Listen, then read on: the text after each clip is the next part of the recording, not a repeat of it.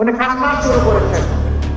আমি তো তাকে ছুঁড়ে মারতে পারি না, তিনি তো জাতির মা, আমার মা। বাংলাদেশ জামায়াতে ইসলামীর আমির শফিকুর রহমানের নামে সামাজিক যোগাযোগ মাধ্যম এক্সে দেওয়া একটি পোস্ট ঘিরে শুরু হয়েছে আলোচনা ও সমালোচনা। নারী নেতৃত্ব ও নারীদের ভূমিকা নিয়ে ওই পোস্টটি ছড়িয়ে পড়ার পরই দাবি ওঠে এটি ভুয়া এবং সাইবার হামলার ফল।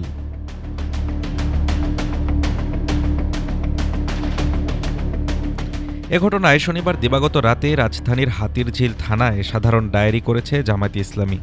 অভিযোগে বলা হয়েছে, শফিকুর রহমানের ভেরিফাইড এক্স হ্যান্ডেল হ্যাক করে নারী অবমাননাকর একটি পোস্ট দেওয়া হয়েছে। জিডিটি করেন জামায়াতের নির্বাচন পরিচালনা কমিটির সদস্য এবং ছাত্র শিবিরের সাবেক সভাপতি সিরাজুল ইসলাম। হাতিরঝিল থানার ওসি জানান, এ বিষয়ে একটি জিডি হয়েছে এবং বিষয়টি অনুসন্ধান করে দেখছেন তারা।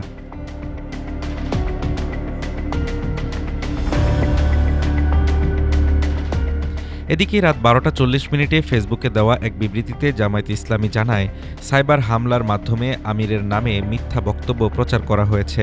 দলের পক্ষ থেকে বলা হয়, শুধু আমিরের এক্স অ্যাকাউন্ট নয়, সম্প্রতি দলের আরও কয়েকজন জ্যেষ্ঠ নেতার সামাজিক যোগাযোগ মাধ্যম অ্যাকাউন্টও সাইবার হামলার ঘটনা ঘটেছে।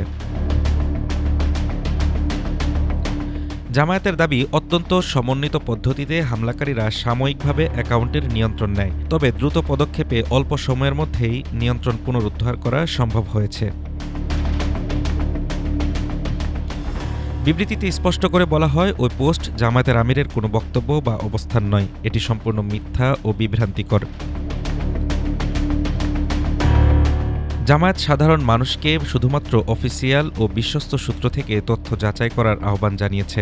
পাশাপাশি যাচাই ছাড়া কোনো কন্টেন্ট শেয়ার না করার অনুরোধও জানানো হয়েছে। Desk report, Dhaka today.